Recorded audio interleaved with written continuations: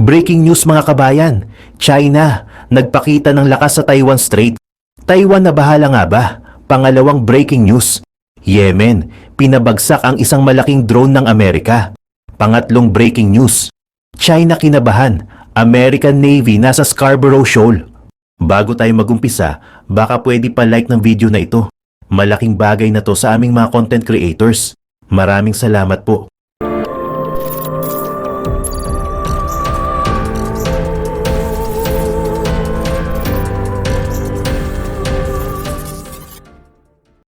Ayon sa ulat ng Ministry of National Defense o MND ng Taiwan, mayroon umanong bagong operasyon na isinagawa ang China nitong Sabado malapit sa Taiwan Strait at ito ay kinapapalooban ng 7 Chinese military aircraft at 5 naval vessel. Sinabi din ng Ministry of National Defense ng Taiwan sa kanilang X account na ang isa sa mga aircraft ay nag-cross sa median line at pumasok sa ADIZ ng Taiwan o Air Defense Identification Zone. Minomonitor din daw nila ang sitwasyon at sila ay magre-respond dito. Ito ay nagmamarka ng patuloy na pagtaas ng military activities ng China sa rehiyon. Ito ay kasunod ng mga ulat ng mga similar reports sa mga nakaraang araw. Nitong Biyernes, napansin din ng MND ng Taiwan ang pagkakaroon ng 5 sasakyang panghimpapawid ng China, 5 sasakyang pangdagat at iba pa. Nito namang Huwebes, 5 plan vessel ang nakitang nag-ooperate malapit sa isla. Ang Taiwan Strait ay nananatiling sentro ng geopolitical tensions. Samantala, ang Japan, isang close neighbor at key ally ng Taiwan, ay nagpahayag ng pagkabahala sa tumataas na military activities sa rehiyon. Ayon sa Japanese Foreign Minister na si Iwaya Takeshi sa isang meeting sa kanyang Chinese counterpart na si Wang Yi noong Miyerkules, inulit nito ang kahalagahan ng kapayapaan at katatagan sa buong Taiwan Strait na nagbibigay diin sa kritikal na papel nito sa panrehiyon at pandaigdigang seguridad. Maging ang NATO Secretary General na si Mark Rutte ay nagpahayag din ng kritisismo sa mga aksyon ng China. Inaakusahan ang Beijing ng pangbubuli sa Taiwan at sinasabing ginugusto nitong makontrol ang mga critical infrastructure sa mga paraan na maaaring makasira sa lipunan. Binigyang diin niya ang lumalawak na military capabilities ng China, kabilang ang nuclear arsenal nito bilang isang dahilan para sa global concerns. Narito ang pahayag ni Rutte, kailangan nating buksan ang ating mga mata tungkol sa ambisyon ng China. Ang China ay unti-unting pinalalaki ang puwersa nito, kabilang narito ang kanilang mga nuclear weapons nang walang transparency at walang limitations. Mula sa 200 warhead noong 2020, inaasahan na ngayon sa darating na 2030 na tataas ang bilang nito sa 1,000 mga nuclear weapons.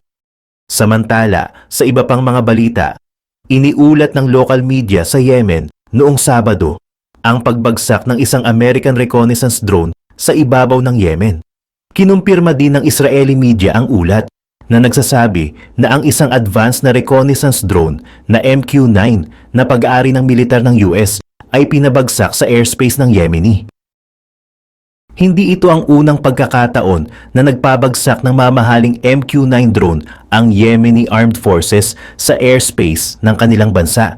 Idineklara ng mga Yemeni ang kanilang open support para sa pakikibakan ng Palestine laban sa pananakop ng Israel mula nang maglunsad ang rehimen ng isang mapangwasak na digmaan sa Gaza noong October 7 matapos magsagawa ng surprise retaliatory attack ang Palestinian Resistance Movements na tinawag nilang Operation Al-Aqsa Storm kontra sa sinasabing occupying entity.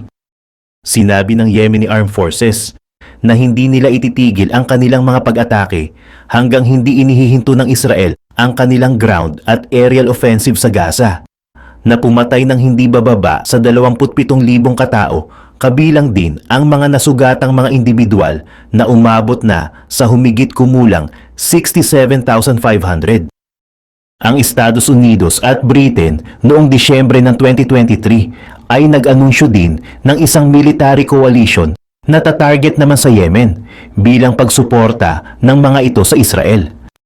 Sa iba pang mga balita, ayon sa West Philippine Sea Monitor, isang United States naval ship ang namataan malapit sa landmass ng bansa, habang ang China Coast Guard ay nagsasagawa ng patrol nito sa paligid ng Panatag Shoal noong umaga ng Linggo. Ayon kay Sea Light Director Ray Powell, noong 1:37 a.m., ang US naval ship na Victorious ay nalocate malapit sa Luzon landmass, ngunit nasa labas pa rin ito ng 12 nautical mile territorial sea ng bansa sa mga panahon ng pagpapatrol ng China. Sinabi din ni Powell noong Linggo na ang presensya ng Victorious ay hindi kakaiba dahil ito ay huling nakita sa parehong lugar noong Setyembre. Ayon sa kanya, ang fleet ng China ay binubuo rin ng 3 malalaking barko ng CCG at 6 na barko ng milisya. Ayon sa kanyang pahayag sa X, ang 3 barko ng CCG ay matagal nang nandoon, samantala kadarating lang ng 6 na milisya noong kinagabihan ng Pasko. Gayunpaman, mabilis na nabanggit ni Powell na hindi niya masasabi kung mayroong mga barkong pandagat mula sa US at China sa kani-kanilang mga activities, dahil ang mga warship ay karaniwan at maaring legal na mag-turn off ng kanilang automatic identification system. Ang mga barko ng US Navy tulad ng Victorious ay mga non-commissioned ships na kabilang sa United States Navy. Ang patrol ng Beijing ay nakabatay sa paggigiit ng soberanya sa halos buong South China Sea, kabilang na ang karamihan sa West Philippine Sea o ang kanlurang bahagi ng bansa sa loob ng 200-mile exclusive economic zone nito.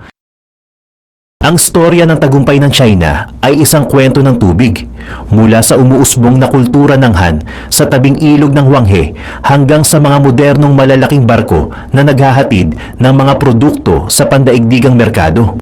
Ang mga daan ng tubig na ito ay naging napakahalaga sa pagpapalawak ng kanilang mga sangay, na naging dahilan ng pag-usbong ng kanilang ekonomiya sa baybaying bahagi at sa mismong rehiyon nito sa loob ng maraming siglo. Ang pagpapalawak na ito ay nasa sentro ng ekonomiyang pampulitikal ng China at kapangyarihang militar sa maraming dekada. Gayunpaman, ang mismong tubig ang naging ugat ng kanilang kahinaan. Ang mataas na paggamit ng tubig tabang at matinding polusyon ay nagdulot ng kakulangan na bumabahala na sa seguridad ng tumataas nilang populasyon. Pero marahil, ang heograpiya rin ang tanging solusyon sa problemang ito, sa pamamagitan ng pagpapalawak ng mga dinadaluyan ng tubig sa kalupaan nito na siya ring dahilan ng kanilang paglago. Dahil din dito'y maari rin silang makagawa ng paraan para maprotektahan ang kanilang populasyon at mapanatili ang kanilang pandaigdigang impluensya. Para mas maintindihan ang sanhi ng suliraning ito, kailangan munang tingnan at aralin ang kanilang kasaysayan, ang heograpiya. Ang kultura ng Han na umuusbong sa tabing ilog ng Huanghe, kung saan naroon din ang ilan sa mga masaganang lupain sa mundo. Mula roon ay lumawak pa ito sa timog ng Yangtze at paagusan ng Pearl River. Noong ika-5 siglo, ipinatayo ng dynasty ng Sui ang Jinghang Grand Canal, ang pinakamahabang daluyan ng tubig sa mundo at isa rin sa pinakamatanda na. Ang koneksyong ito ay naging dahilan ng pag-iisa ng 2 magkaibang rehiyon at kultura. Ang sentro ng may kapangyarihan sa politika, ang norte, at ang komersyal at agrikultural naman ay sa timog. Ang pagtatayo ng mapanganib na infrastrukturang ito ay tumutukoy din sa makasaysayang suliranin sa tubig tabang ng hilagang bahagi ng China. Ang mga sundalo at mga emperor ay madalas na lumalakbay sa hilaga papuntang timog, habang ang tubig tabang at bigas naman ay mula timog pahilaga, pagtitiyak ng pagpapanatili ng mas malaking populasyon sa paligid ng Kapitolyo ng Beijing at mapangalagaan ito mula sa baha at tagtuyot. Pangalawa, ang sistemang ito ay natitiyak ang demograpiko at ekonomikong paglago. Gayunpaman, sa makabagong henerasyon ay mas lalong kinakaharap ng China ay kakulangan ng supply ng tubig tabang. Ngunit, bakit nga ba ganito? Ang isa sa malaking dahilan ay ang mga tao mismo.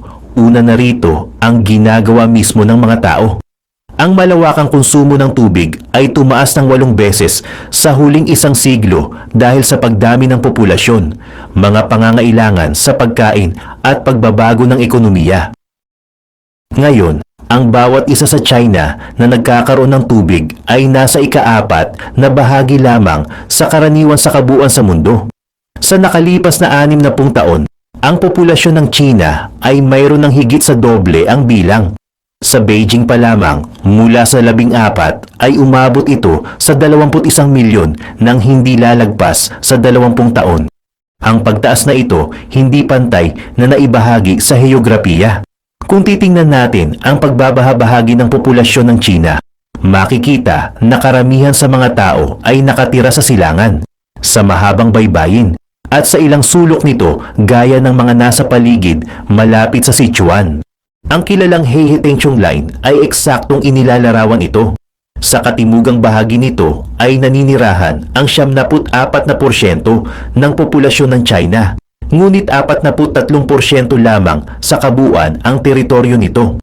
Sa makatuwid, 80% ng mga Chino ang nakatira sa 10% teritoryo ng China. Ang dahilan kung ba't mas lalong lumalala ang problema ng China sa tubig ay dahil ang tumataas na bilang ng populasyon nito ay nakatuon sa hilaga ng China kung saan ang pinakatuyo. Sa kabila ng pagsuporta sa 50% ng populasyon ng China, ang hilagang bahagi nito ay mayroon lamang 20% ng reserbang tubig tabang. Ito ay mas pinalala pa ng pandaigdigang kalakalan. Bilang ang hilagang bahagi ang nagbibigay ng tubig sa mga nangangailangan para sa kanilang mga produksyon, ang resulta nito ay malala. Sa estimate ng National Bureau of Statistics ng China, sa taong 2021 ay nasa 40% lamang ng mga Chino o 532 million ang makagagamit ng malinis na tubig. At ang isa pang pag-aaral sa kalikasan nito, estimated sa pagitan ng 25% o 340 million at 60% o 820 million ng mga Chino ay namumuhay sa matinding kakapusan ng supply sa malinis na tubig sa buong taon. Ang mga tao sa hilagang bahagi ng China ang naging pangunahing dahilan kung bakit nagkaroon ng kakulangan sa tubig, gaya na lamang ng mataas na bilang ng populasyon. Ngunit ang heograpiya at pagbabago ng klima ay nakakaapekto rin. Ang magkaibang heograpiya at klima ng bansa sumasaklaw mula sa disyerto hanggang sa mga kagubatan. Mula sa 7,000 meters na bundok hanggang sa malalayong tropikal na isla, lumikha ito ng malawakang antas ng temperatura at level ng pag-ulan. Ang paagusan ng tarim sa hilagang kanluran ay may maladisyertong klima at halos hindi dinadalaw ng ulan, habang sa katimugan naman ay tropikal ang klima. At ang tamang taglamig ay sinasabayan ng katamtamang pag-ulan kada taon ng hanggang 80 pulgada. Sa karaniwan, ang hilagang silangang bahagi ng China ay tumatanggap ng mga nasa kalahating pag-ulan mula sa timog. Sa pagkakaroon ng mababang pag-ulan, ang hilaga ay mayroon pang dalawang problema. Ang palagiang pagbabago ng pag-ulan. Nangangahulugan ito na may mga tao ng pag-ulan at mayroon din namang tao ng tagtuyot. Sa timog, ang pagkakaiba-iba na ito ay mga nasa 40%, habang sa mga malalawak na bahagi naman ng hilaga, ito ay umaabot sa 70% at ang silangan ng Beijing ay pumapalo sa 80%. Higit pa rito, ang 70 hanggang 80% ng bumabagsak na ulan sa pagitan ng Mayo at Setyembre, kung saan ang tagsibol ang pinakatuyo ngunit pinakakinakailangan na panahon para sa pag-aagrikultura. Ito ay makasaysayang nauugnay sa paulit-ulit na suliranin sa pagbaha at tagtuyot ng China. Kung hindi dahil sa mga daluyan ng tubig ng China, ang sitwasyong ito ay maaring naging isa ng sakuna sa kaso ng pagkasira ng mga punla dahil sa baha o tagtuyot. Ang mga panloob na daluyan nila ng tubig ay nagbigay sa loob ng maraming siglo ng paraan ng pagdadala ng maraming pagkain at tubig tabang. Hanggang ngayon, ang mga daluyan ng tubig ang pangunahing daan sa China at sa mga pamilihang pangpinansyal nito. Gayunpaman, ang pagbagsak ng ekonomiya, pagtaas ng mga bilihin, at gulo sa geopolitical ay lumikha ng pagsumpong ng mga tradisyonal na merkado na nag-udyok sa maraming mamumuhunan na maghanap ng higit pang mga makabagong asset na may mas mababang ugnayan sa stock market tulad ng real estate, ginto at kahit na sining. Hanggang kamakailan, ang pamumuhunan sa merkado ng sining ay nangangailangan ng milyon-milyong dolyar. Ngunit salamat sa Masterworks, lahat ay maaari na ngayong mamuhunan sa museum grade, kontemporaryong sining para sa maliit na gagastusin. Simple lang ang proseso. Sinisiguro ng Masterworks ang mga painting sa SEC, tinitiyak na laging mayroon ng mga ito para ialok sa publiko at ibenta sa magandang halaga sa mga bumibili ng mga gawang sining. Sa nagdaang 4 na dekada, gumagawa ang administrasyon ng China ng paraan para mapagaan ang naidudulot ng pabago-bago ng pag-ulan at klima sa pamamagitan ng paglalaan para sa infrastruktura ng imbakan ng tubig tabang o reservoir. Dalawa sa kanilang mga kilalang proyekto ay ang Three Gorges Dam at ang proyektong paglilipat ng tubig mula sa Timog Pahilaga. Ang proyektong ito ay nakatulong sa pagkolekta ng maraming tubig at pagbawas ng paminsan-minsan lang na pag-ulan, pati na ang pagbahagi ng tubig sa Hilagang China. Ang Three Gorges Dam na siyang pinakamalaki sa mundo. Nang matapos ito noong 2006 ay malaki ang ginampanan para mabawasan ang epekto ng pabago-bagong panahon ng pag-ulan. Lumikha ito ng malaking reserba ng tubig na sumasalungat sa agos ng Yangtze, na nakatutulong din sa tuwing may tagtuyot at posibleng pagbaha habang pinapahaba ang madadaanan ng tubig at makalikha ng kuryente mula rito. Ang South-North Water Transfer Project naman ay unang naisip ni Mao Zedong. Sinimulan ang paggawa nito noong 2002 at inaasahang matatapos sa taong 2050. Ang artipisyal na mga daluyan ay magbibigay ng taunang 40 billion na cubic ng tubig na magbibigay rin ng daan-daang milyon ng tubig sa hilaga mula sa katimugang bahagi ng China. Bilang karagdagan sa mga proyektong ito, ang ilang maliliit na hakbang ay ipinatutupad din, partikular na sa sanitasyon ng mga maruming tubig.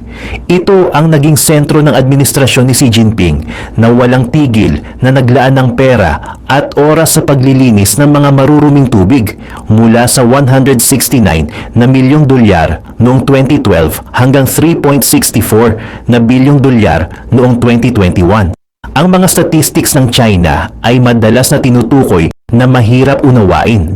Ang pangalawang problema ay kailangang mag-isang matutukan ang polusyon.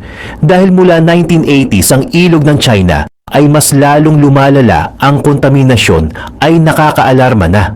Ang chemical oxygen na ginagamit para sa pagsukat ng polusyon sa tubig at ang oxygen na kinakailangan para mabulok ang mga organikong bagay na nasa tubig ay dumoble ang demand mula 2011 hanggang 2021.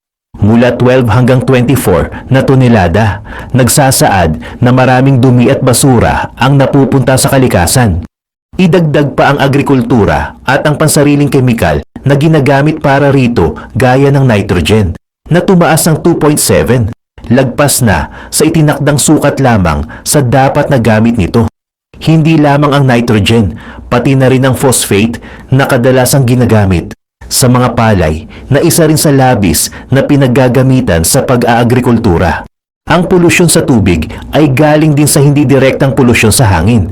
Ang mga sektor ng pang-industriya at bumubuo o gumagawa ng enerhiya sa China ay lubos na umaasa sa pagsusunog ng carbon para makabuo ng init at enerhiya na hindi lamang nag-aambag ng kabuuang 90% na inilalabas na gas sa punlaan ng China, kundi pati na rin ng particulate matter o ang nagsamang maliliit na matigas na bagay at likido na matatagpuan sa hangin, gaya ng alikabok, dumi at usok na nadedeposito sa mga taniman at reserbang tubig. Noong 2020, ito ay tinatayang nasa 6 na milyong tonelada na lumilikha ng mataas na antas ng polusyon na hindi makikita sa ibang bahagi ng mundo. At ang epekto nito ay hindi maganda, dahil naaapektuhan na nito ang kalidad ng pamumuhay ng mga Tsino, gayon din ang kapaligiran. Nalaman sa pag-aaral, kamakailan na ang higit kumulang na 21% na sakit sa China ay nauugnay sa polusyon, mataas ng 8% sa Estados Unidos. Nagdulot ito ng maagang pagkamatay ng tao at matinding problema sa ekonomiya. Estimated na nasa 1.1 na milyon ang mga napaaga ang pagkamatay at ang taunang pagkawala ng 38 na bilyong dolyar sa ekonomiya ng bansa. Sinubukan ng China na tugunan ang mga isyong ito sa paglipas ng mga taon na may iba't ibang resulta at mapagdidebatehan.